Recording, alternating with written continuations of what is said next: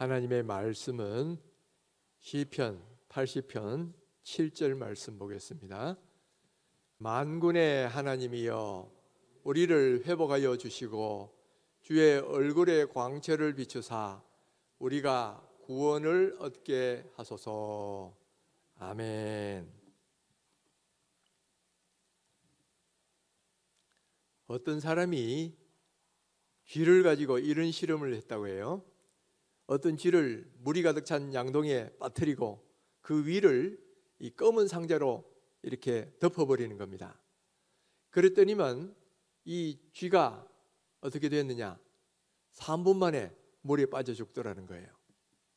그런데 이번에는 다른 실을 가지고 똑같은 상황을 만드는 겁니다.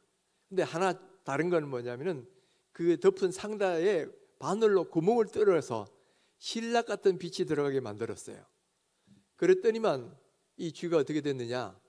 그 신락 같은 빛을 향해서 계속 헤엄을 쳐서 무려 36시간을 생존하더라는 거죠.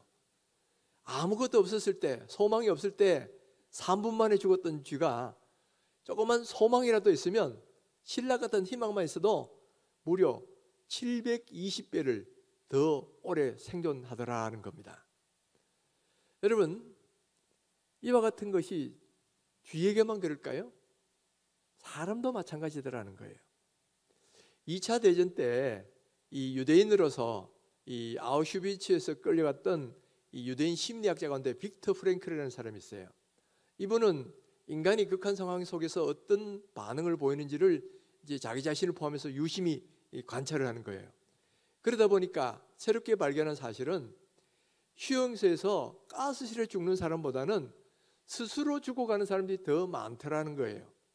그런데 그것도 성탄절 지나서 새해되기까지 한 일주일 동안에 죽는 사람이 엄청나게 늘어난다는 것을 발견한 겁니다. 그 왜 이런가 하고 원인을 조사해 보니까 사람들이 성탄절이 다가오면 뭔가 희망을 갖는다는 거예요. 성탄절 되면 뭔가 좋은 일이 있겠지. 이 희망이 생기니까 사망률이 뚝 떨어지다가 갑자기 이 희망이 다 사라지고 아무런 좋은 소식도 안 들어오면 갑자기 그 희망이 절망으로 바뀐다는 거예요. 그래서 절망하게 되는 순간부터 몸의 모든 면역력이 떨어지면서 순식간에 그냥 스스로 죽어가더라는 거예요. 그것을 보면서 이 빅터 프랭클이 뭘 발견했냐면 희망이야말로 사람을 지탱하는 힘이고 원동력이다라는 것을 발견했다는 거예요. 희망을 가지고 있는 한은 사람들은 죽지 않는다는 거죠. 그래서 스스로에게도 자기 자신을 적용하는 겁니다. 내가 죽음을 기다리고 있지만은 그러나 희망의 끈을 놓지 않는 하면 나는 죽지 않는다. 그러니까 나는 반드시 희망을 갖고 살아남아서 언젠가는 여기서 발견한 이것을 가지고 대학 강단에서 가르치리라. 이런 마음으로 스스로를 자꾸 격려한 거예요. 그래서 결과적으로 그는 죽지 않고 무사히 살아서 이 수용소를 해방되었을 때 나올 수가 있었고, 그가 발견한 것을 토대로 해서 실존주의적 심리치료, 정신요법이라는 분야를 만들어서 많은 환자들을 치료했다라고 전해지고 있어요. 여러분, 이 이야기들이 우리에게 말해주는 중요한 교훈이 있죠. 아무리 상황이 어려도 희망을 놓치지 않으면 얼마든지 상황을 인내하고 극복할 수 있는가 하면, 그러나 희망을 놓쳐버리고 절망하게 되면, 키에르케고르라는 사람이 절망은 죽음에 이르는 병이라 그랬잖아요. 그러면 희망을 잃고 절망하게 되면 사람들이 스스로 죽어가게 된다라는 거예요. 우리가 일반적으로 먹을 음식이 없으면 40일 정도 버틴다고 합니다. 그리고 물이 없으면 4일 정도 버틸 수가 있고요. 그리고 공기가 없으면 4분 정도 겨우 생존을 합니다. 그러나 희망을 잃어버리면 4초도 살 수 없다라는 게 바로 오늘 이 모든 실험들이 보여주고 있는 그런 결론들이에요. 그래서 성경에서도 말하기를 뭐라고 말씀합니까? 믿음, 소망, 사랑, 이 세 가지는 항상 있어야 한다. 그러니까 우리가 꼭 가지고 있어야 될 것 중에 세 가지 중에 믿음과 사랑과 더불어 소망이 꼭 가지고 있어야 된다. 그렇게 말을 하잖아요.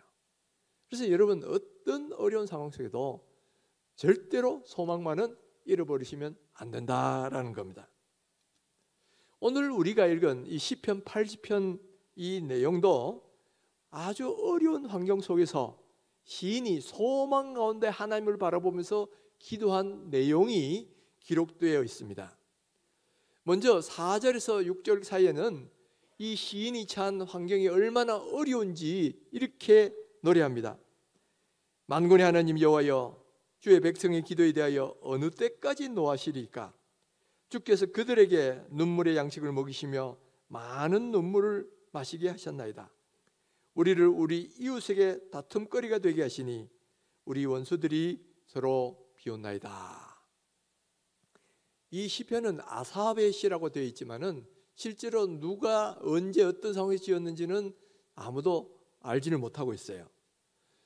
그러나 분명한 것은 이 내용을 통해서 볼 때 이 시인이 처한 상황은 이스라엘 민족이 이웃 나라들에 대해서 억압을 받고 고통을 당하고 있는 그 상황은 분명한 것 같아요. 이 고난의 상황에서 이스라엘 민족들은 눈물을 양식 삼아 먹고 마시고 있다는 거죠. 그리고 많은 사람들이 이런 나라를 위해서 기도해도 하나님이 금방 이 상황을 좋게 만들고 계시질 않는 거예요. 바로 이런 상황에서도 이 시인은 희망의 끈을 놓지 않고 이렇게 7절에서 하나님 앞에 이렇게 기도하는 것을 볼 수 있습니다. 만군의 하나님이여, 우리를 회복하여 주시고 우리 얼굴의 광채를 비추사 우리가 구원을 얻게 하소서. 주의 얼굴의 광채를 비춘다는 말은 이 고난 상황에 있는 사람들에게 하나님이 이 은혜와 축복을 베푸시는 하나의 상징적인 표현법이에요. 그래서 민수기 6장에도 그의 얼굴을 향하여 드사 평강 주시기를 원하노라 이런 표현이 나오죠. 이 시인은 오랫동안 기도해도 응답되지 않더라도 낙심하지 않고 여전히 소망을 가지고 바로 하나님 은혜를 베푸셔서 이 민족을 다시 한번 회복시켜 주시옵소서 이렇게 기도하고 있는 것을 우리가 이 말씀 속에서 볼 수가 있어요. 오늘 이 기도가 사실은 우리에게도 동일하게 필요하더라는 거죠. 지금 우리가 처한 상황이 어떠냐? 지난 한 세기 동안 인류가 경험하지 못했던 정말 팬데믹을 지금 우리가 경험하고 있어요. 지난 2년간 중국 우한에서 시작된 이 코로나19가 지금까지 종식되지 못하고 오히려 아직도 더 창궐하고 있는 이런 상황이 있습니다. 지난 2년간 확진된 전 세계 인구가 얼마냐면 3억 명이 넘습니다. 사망자가 550만 명이나 돼요. 우리나라에서도 64만 명이 확진되고 5,600명이 사망을 했습니다. 게다가 최근에는 오미크론이 등장으로 말미암아 오히려 연일 확진자의 신기록을 세워나가고 있는 중입니다. 지금 스페인 같은 나라는 매일 21만 명, 프랑스는 23만 명, 미국 같은 나라는 하루에 확진자가 54만 명을 넘고 있어요. 그러니까 지금 아직도 이 종식이 요원하다는 거예요. 심지어 어떤 전문가는 3월 1일까지 앞으로 2달 동안에 세계 인구의 절반이 감염될 것이다. 이런 우울한 전망까지 내놓고 있는 그런 사람들도 있더라는 거예요. 그러다 보니까 우리 일상생활이 다 마비가 되어버렸죠. 모든 모임들과 만남들이 다 제약을 받고요. 그러다 보니까 우리 자녀들도 학교에서 마음 놓고 가지를 못하고요. 우리 성도들도 교회에서 신앙생활을 마음 놓고 하지를 못하고 있잖아요. 과연 이런 상황이 언제까지 계속될까? 앞으로 언제 이 소망이 있을까? 이런 마음들이 우리 마음속에는 이렇게 회의가 들 때가 있어요. 그러나 여러분, 아무리 상황이 어렵더라도 결단코 소망을 잃어버리면 안 됩니다. 아까도 말씀드렸지만 아무리 상황이 어려도 소망을 있으면 얼마든지 이기고 극복해 나갈 수 있는데 소망을 잃어버리면 스스로 죽어가게 돼 있다는 이야기예요. 그러니까 여러분, 우리에게는 우리를 지키시는 하나님이 계시잖아요. 이 하나님을 믿고 어떤 상황 속에서도 절망하지 말고 낙심하지 말고 소망으로 하나님께 믿고 나가야 된다라는 거예요. 그래서 오늘 우리는 2022년 새해에, 그것도 첫 주에 우리의 소망을 담아서 우리도 시인처럼 그런 기도를 드리고 싶습니다. 만군의 하나님이여, 우리를 회복하여 주시고 주의 얼굴에 광채를 비치사 우리가 구원을 얻게 하소서. 여기 구원을 얻는 것은 영혼 구원을 말하는 게 아니고요, 이 환난에서 건져주시는 걸 이야기하는 거예요. 그래서 오늘 우리도 원래 표가 바로 회복의 은혜를 주옵소서라는 건데, 바로 오늘 이 말씀에서 우리가 이 표를 가지고 온 겁니다. 정말 우리에게는 회복의 은혜가 필요합니다. 그래서 이 새해 첫 주에 우리의 간절한 소망을 담아서 하나님 앞에 이렇게 기도하기를 원합니다. 하나님이여, 회복의 은혜를 주옵소서. 회복의 은혜를 주옵소서. 근데 회복하시되 무엇을 회복해 달라는 말이냐? 첫째는 코로나 사태가 종식되고 일상생활이 회복되게 하여 주옵소서. 이렇게 기도해야 된다는 거예요. 지금 모든 문제의 원인은 코로나 팬데믹이죠. 이 워낙 전염성이 강한 바이러스다 보니까 조그만 접촉으로도 수많은 사람들이 전염이 되는 거예요. 그러다 보니까 이 전염병을 막으려 하다 보니까 모든 모임들이나 활동들이 다 제한되고 축소될 수밖에 없는 그런 상황이죠. 그래서 모든 근원인 이 코로나 팬데믹이 올해는 정말 종식되었으면 좋겠다 하는 이런 소망이 있는 거예요. 그러니까 이걸 우리가 한번 기도해 보자는 겁니다. 물론 코로나 바이러스 자체가 없어지지는 않을 거예요. 과거에도 있었고 지금도 창궐하고 있고 앞으로도 계속 나올 겁니다. 그러나 이 위험성이 독감 수준으로 떨어진다면, 그리고 거기에 적절한 치료약만 나온다면, 이래서 잘 관리가 될 수 있다면 적어도 코로나 팬데믹은 종식될 수가 있을 것이다 라는 거예요. 그러므로 우리는 하나님께 이렇게 기도하고 싶습니다. 하나님이여, 그 얼굴의 광채를 우리에게 비추사 이 코로나 팬데믹 사태가 종식될 수 있게 하여 주옵소서. 우리의 상황이 회복되게 하옵소서. 근데 여러분, 지금까지 많은 분들이 이런 기도를 했지 않습니까? 그런데도 이 코로나가 아직도 종식이 안 돼요. 하나님이 왜 아직도 우리의 기도를 응답하지 않고 계실까요? 우리는 그 이유를 정확하게는 알 수 없어요. 다만 한번 여러 가지 정황과 말씀을 통해서 추정해 볼 수는 있습니다. 4절에서 시인이 이렇게 노래하는 것을 볼 수 있어요. 만군의 하나님 여호와여, 주의 백성의 기도에 대하여 어느 때까지 노하시리까? 이 말씀은 이스라엘의 고난이 그 백성들의 범죄에 대한 하나님의 진노에서부터 비롯됐다는 것을 암시하고 있지요. 마찬가지로 오늘 우리가 경험하고 있는 이 팬데믹도 혹시 하나님의 진노 때문에 일어난 것이 아닐까요? 혹시 이 코로나 사태가 우리 인간의 교만과 탐욕에 대한 하나님의 징계가 아닐까요? 성경에는 말세에 이 전염병이 유행할 것을 분명히 예언하고 있습니다.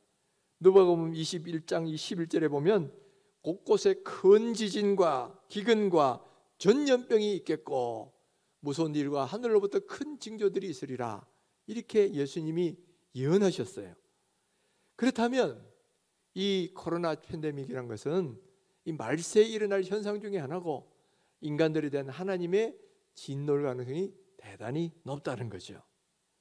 만일 그렇다면요, 여러분, 우리가 무조건 코로나만 종식되게 해달라고 기도하는 것은 이건 문제의 본질을 잘못 짚은 거다 하는 거예요. 먼저는 우리의 잘못에 대한 회개가 따라야 된다는 거예요. 만약 이것이 정말 우리 인류에 대한 하나님의 진노라면 하나님 우리의 죄를 용서해 달라고 먼저 회개 기도를 하고 난 뒤에 하나님 은혜를 주셔서 우리를 회복해 달라고 이렇게 기도하는 것이 올바른 기도가 될 것이다 라는 거예요. 그래서 먼저 우리는 이 코로나 상황의 종식을 기도하기에 앞서서 하나님, 이 코로나가 우리의 범죄로 말미암은 것이면 우리의 이 완악함과 하나님 앞에 정말 불의한 모든 죄를 용서해 달라고 회개하고, 그리고 이 코로나의 종식을 주님 앞에 구하면 하나님께서 이 기도 들어응답해 주시리라고 믿습니다. 정말 올해는 이런 은혜가 있기를 주님의 이름으로 축원합니다. 두 번째는 우리가 신앙의 회복을 위해서 기도해야 된다라는 겁니다. 지난 2년간 코로나 때문에 우리 신앙들도 많이 약화됐습니다.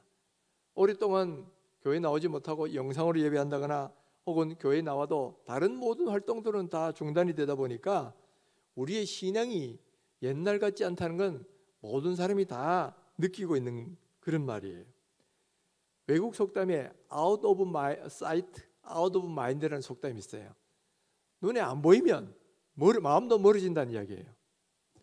실제로 우리가 그동안 이렇게 자주 교회 나와서 예배하고 또 성경 공부하고 또 여러 가지 봉사활동이나 이런 걸 하지를 못하다 보니까 우리의 하나님에 대한 열망도 식어지는 거, 또 그리고 우리의 하나님과의 관계도 멀어지는 걸 우리 모두가 다 느끼고 있잖아요. 안 그래도 지금 한국교회 영성이 옛날 같지 못해가지고 미지근해져 가고 있는데, 이번 코로나 사태가 이런 어떤 경향에 오히려 기름을 부어버리게 됐다는 거예요. 가속화시키고 있어요. 그래서 이 새해에는 할 수만 있다면 하나님, 우리의 신앙도 회복시켜 주었으면 좋겠습니다. 바로 이런 기도를 드리자는 겁니다. 그래서 하나님과의 관계가 회복이 되고 하나님의 열망과 사랑도 다시 회복되기를 간절히 바랍니다. 여러분, 우리의 모든 하는 일이 다 잘 되거나 이런 것은 제일 중요한 것은 하나님과의 관계, 영성의 회복이 달려 있어요. 요한 3서 2절에 보면 사랑하는 자여 내 영혼이 잘됨 같이 내가 범사에 잘되고 강건하기를 내가 간구하노라 라는 우리가 잘 아는 그런 내용의 말씀이 나오지요. 여기 보면 영혼이 잘 되는 거, 영혼이 강건하게 되는 거는 다른 모든 활동의 기본이 되고 토대가 된다는 거예요. 영혼이 먼저 잘 되고 영혼이 강건해져야 하는 일도 잘 되고 육신의 건강도 따라오게 되더라는 거죠. 그러니까 여러분, 우리가 정말 하는 일이 잘 되기를 원한다면, 우리의 몸도 건강해지기를 원한다면 먼저는 영혼이 건강해야 돼요. 영혼이 잘 돼야 돼요. 그래서 우리의 믿음이 회복이 돼야 된답니다. 여러분, 이와 같은 우선순위를 잘 아셔야 돼요. 먼저 영혼이 잘 돼야 나머지 일도 잘 풀린다라는 거예요. 그래서 먼저 우리의 영혼이 회복되는 게 우선순위를 두십시오. 그리고 신앙의 회복을 위해서 기도하고 노력하시자는 거예요. 그래서 아무쪼록 새해는 우리의 연약해진 신앙이 회복이 되고 믿음이 더 강건해지는 그런 한 해가 될 수 있기를 주님의 이름으로 축원합니다. 세 번째 회복돼야 될 영역은 뭐냐면은 예배가 회복이 돼야 된다는 거예요. 예배는 우리가 하나님을 섬기는 가장 중요한 방법이에요. 그와 더불어 하나님으로부터 오는 은혜를 경험하는 가장 중요한 통로이기도 해요. 그래서 하나님께서는 이 예배 받는 것을 굉장히 중요하게 보시는데, 문제는 지난 코로나 때문에 2년간 이 대면 예배를 못하는 적도 많았고요. 또 대면 예배를 해도 10%, 20% 모여가지고 밖에는 할 수 없었기 때문에 어쩔 수 없이 많은 분들이 영상으로 예배를 드릴 수밖에 없는 그런 시간들이 많았습니다. 그런데 그러다 보니까 아무래도 이 예배다운 예배가 안 되는 거예요. 또 그중에 어떤 분들은 영상 예배조차도 못 드려가지고 아예 말씀과 기도를 드릴 수도 없고 하나님부터 아예 멀어져 버린 이런 분들도 적지 않게 나오는 것을 보게 돼요. 얼마나 안타까운지 모릅니다.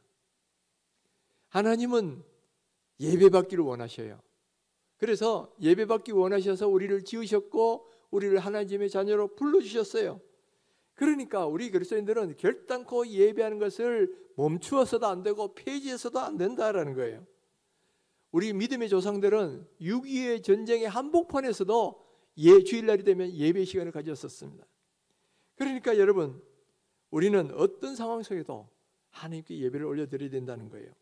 요한복음 4장 24절에 아버지께서는 자기에게 이렇게 예배하는 자들을 찾으신다, 이렇게 말씀하고 있잖아요. 더구나 예배하되 어떻게 예배하기를 원하시느냐? 24절에서는 하나님은 영이시니 예배하는 자가 영과 진리로 예배할지니라, 이렇게 말씀하고 있잖아요. 그러니까 우리가 예배를 하되 영과 진리로 우리의 마음과 정성을 다해서 진심으로 하나님께 예배하는 것을 하나님은 대단히 기뻐하신다는 거죠. 그러니까 여러분, 우리는 바로 이런 진정한 예배를 회복해야 된다는 거예요. 예배가 회복이 돼야 우리의 믿음도 회복되고 교회도 교회답게 될 수가 있다라는 거죠. 근데 이번에 코로나 사태가 벌어지고 이제 방송 예배를 하다 보니까 많은 신학자들이나 목회자들 사이에서 논쟁이 벌어졌습니다. 방송 예배가 진짜 예배냐, 뭐 이런 문제 갖고 논쟁을 벌이는데, 어떤 분들은 예배는 할 수 있으면 현장에 나와서 예배하는 게 진짜다, 뭐 이렇게 말씀하시는 분도 있고, 반대로 어떤 분들은 이 시대마다 하나님이 예배 방식을 다 바꾸신다라는 거죠. 또 그중에 좀 더 적극적인 분은 오히려 이 앞으로는 방송으로 예배하는 시대이기 때문에 오히려 더 방송 예배를 다양화시키고 발전시켜야 된다, 이렇게 주장하시는 분도 계셨어요. 그리고 그렇게 되어야 되는 근거로서 예수님이 이 산에서도 말고 예루살렘에서 말고 영과 진리로 예배할 때가 온다, 이렇게 말씀하신 것을 이제 인용합니다. 예수님이 강조하신 것은 예배의 장소가 중요한 것이 아니라 예배하는 마음이 중요하다, 이렇게 말씀하셨다는 거죠.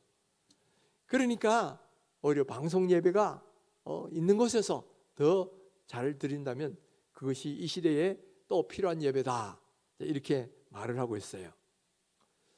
분명히 방송 예배는 많은 장점이 있습니다.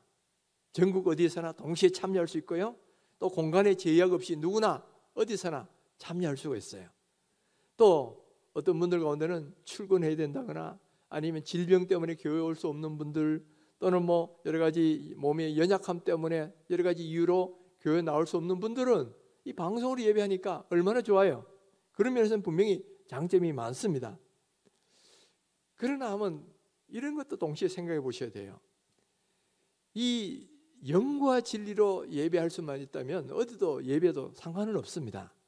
그러나 어디서나 예배한다고 다 영과 진리의 예배가 되던가요? 아무래도 방송을 하는 예배보다는 현장에서 예배 드리는 것이 훨씬 더 예배에 몰입하고 영과 진리의 예배가 될 수 있어요. 저도 지난해 이 병원에 한 달간 입원해 있으면서 주일날에 이제 영상으로 예배 드릴 수밖에 없잖아요. 그래서 나름대로는 최대한 내 마음과 정성을 다해서 드리려고 일부러 옷도 환자복 딱 벗고 딱 정상복 딱 입고 또 마음가짐도 단단히 해가지고 딱 침대에 앉아가지고, 혹은 또 어떤 데는 저 조용한 곳에 가서 이제 영상으로 예배를 드리는데, 아무리 그렇게 해도 주변에 사람들이 왔다 갔다 하고 뭐 시끄러운 소리 들리니까 집중이 안 돼요. 거기다가 영상으로 드리니까 설교는 들을 수 있지만은 찬송이라든가 다른 모든 예배 제대로 된 참여가 안 돼요. 여러분, 예배는 설교 듣는 것만 있는 게 예배가 아닙니다. 오히려 우리가 하나님께 전심으로 찬양하고 기도하고 함께 교대하는 이 모든 게 다 이 예배인데, 이제 이게 제대로 되지를 않더라는 거예요. 그러니까 여러분, 영과 진리를 예배할 수 있다면 어디서 해도 상관없어요.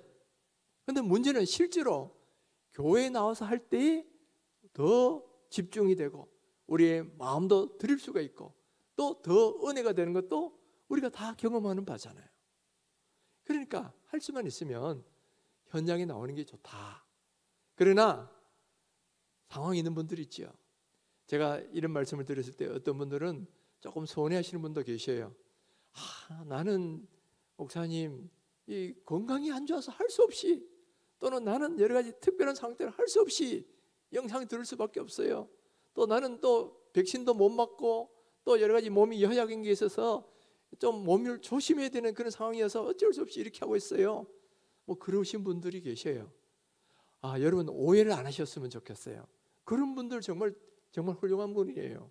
왜냐하면 정말 자기 상황 속에서는 최선을 다해서 어쨌든 예배를 드리려고 하는 거잖아요.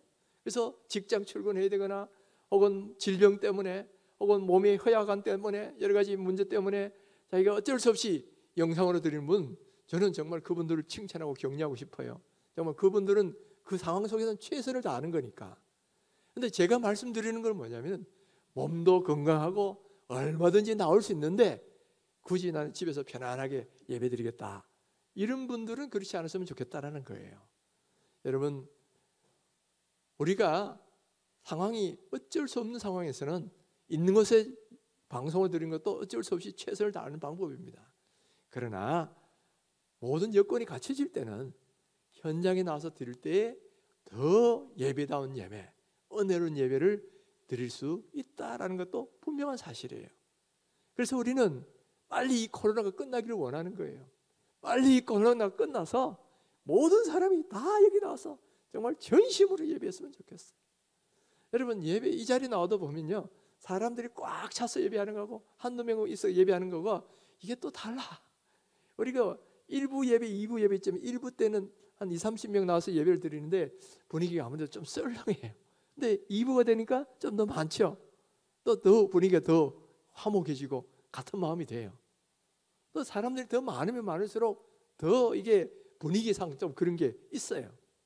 그래서 저는 할 수만 있다면 빨리 코로나가 종식되어서 모든 분들이 다 이 자리에 꽉 차서 하나님께 전심으로 예했으면 좋겠다. 찬양도 전심으로 한번 마음껏 불러보고, 기도도 목 놓아서 하나님께 기도해보고, 또 하나님 말씀도 그냥 이 자리에서 아멘 하고 막 들을 수 있고, 그럴 때에 하나님이 기뻐 받으시는 예배가 되고 또 우리에게도 그 은혜가 넘치는 그런 예배가 될 수 있다는 거죠. 아무쪼록 이 새해는 코로나가 빨리 종식되어서 모든 분들이 다 현장에 나와서 전심으로 예배하는 예배의 은혜를 경험하는 그런 해가 될 수 있기를 간절히 주님의 그 소망을 가지고 기도합니다. 우리 모든 성도들에게도 그런 은혜가 있기를 간절히 주의 이름으로 축원합니다. 네 번째는 성도의 교제가 회복되기를 위해서도 우리가 기도해야 된다라는 거예요. 지난 2년간 거리두기를 하다 보니까 가족을 제외한 모든 사람들의 관계가 다 멀어졌다고 해요. 물론 가족은 집안에 있는 횟수가 늘어나다 보니까 가족은 더 친밀해지지만은 반대로 다른 모든 친구나 교회나 직장 동료들이나 다른 분들의 관계는 다 멀어졌다 그럽니다. 그래서 교회도 보면 셀 모임이나 성경 모임, 기타 봉사활동 이런 게 다 중단돼 버렸죠. 그러나 성경은 말하기를 성도의 교통하는 것은 우리가 신앙 고백하는 부분의 한 부분이에요. 그 정도로 중요하다는 겁니다. 그런데 이 교제가 다 끊어지다 보니까 너무나 안타까운 거예요. 보완책으로 줌을 사용해서 어쨌든 좀 만나고 또는 전화로 교제하고 이런 경우도 있지만은 그래도 아무래도 직접 만나는 것만큼은 아름다운 교제가 이루어지지는 못하더라는 거죠.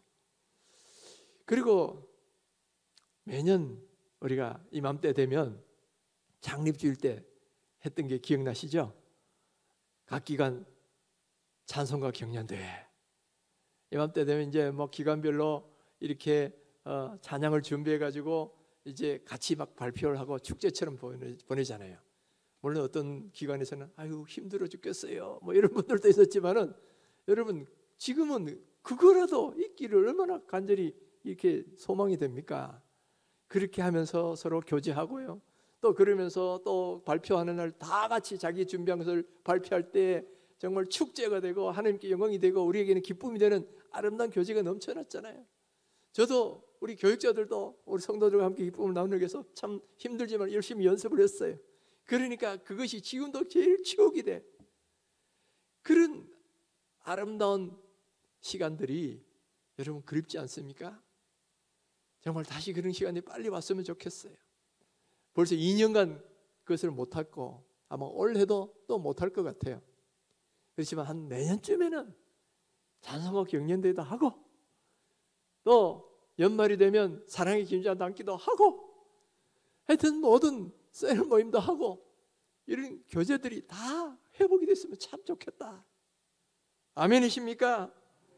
정말 우리 가운데 빨리 코로나 팬데믹이 끝나서 이런 찬송가 경연대회, 성경 모임, 사랑의 김장 담기 이 모든 모임들이 다시 회복이 되면 참 좋겠다는 거예요. 바로 이런 의미에서 오늘 우리는 다 같이 이렇게 기도해 보면 참 좋겠어요. 하나님이여, 회복의 은혜를 주옵소서. 코로나로부터 일상이 회복되게 하시고, 우리의 경제도 회복되게 하시고, 우리의 믿음도 회복되고, 우리의 예배도 회복되고, 우리의 성도들의 교제도 회복되게 하여 주옵소서. 회복하되 다시 옛날로 돌아가는 수준이 아니고요, 그보다 더 높은 경지로 회복되었으면 좋겠어요. 우리가 그동안 예배가, 교제가 얼마나 중요하다는 거 안 해보면서 깨달았잖아요. 그러니까 이제 다시 회복될 때는 옛날 수준이 아니라 더 진한 예배가 이루어지고 더 진한 교제가 이루어졌으면 좋겠다는 거예요. 이사야 30장 26절에 이렇게 말씀합니다.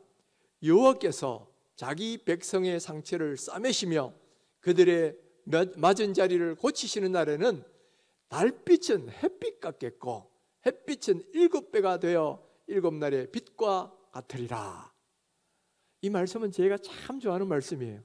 하나님이 그 사람의 잘못을 치유하시고 싸매시고 고치신 날에는 옛날처럼 돌아가게 만드시는 정도가 아니고 달빛은 햇빛 같고 햇빛은 7배가 빛나는 그런 빛이 되도록 그렇게 만들어 주신다는 거죠.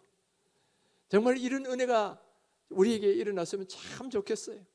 하나님이 빨리 우리를 회복시키시되 코로나로부터도 회복되고 경제도 회복되고 또 예배도 회복되고 믿음도 회복되고 성도들이 교육도 회복되되 단순히 옛날 수준으로 돌아가는 것이 아니라 더 옛날보다 7배나 진한 그런 신앙의 회복, 예배 회복, 교제 회복, 경제 회복, 그런 것이 일어났으면 좋겠다. 우리가 아무리 상황이 어려워도 소망을 잃지 말고 하나님께 계속적으로 이렇게 한번 기도해 보십시다. 그러면 분명히 하나님의 때에 응답해 주실 것입니다. 물론 원래 당장 이루어지지 않을 수는 있겠지만은, 그러나 언젠가는 우리가 기도하고 기도하면 하나님께서 이 기도에 응답해 주실 때가 온다. 그리고 우리가 더 간절하게 기도하면 할수록 그때는 빨라질 것이다 라는 거예요. 여러분, 이것을 믿으시고요, 이제부터 한번 소망을 가지고 원래 한번 이렇게 기도를 시작해 보십시다. 따라해 보십니다. 회복의 은혜를 주옵소서. 회복의 은혜를 주옵소서. 회복의 은혜를 주옵소서. 여러분, 간절하게 한번 부르짖어 보십시다. 오늘 바로 2022년 첫 예배인데 하나님 앞에, 하나님 우리 죄를 용서해 주시고 회복의 은혜를 주옵소서. 우리 한번 주님 3번 부르고 간절하게 통성으로 한번 기도해 보겠습니다.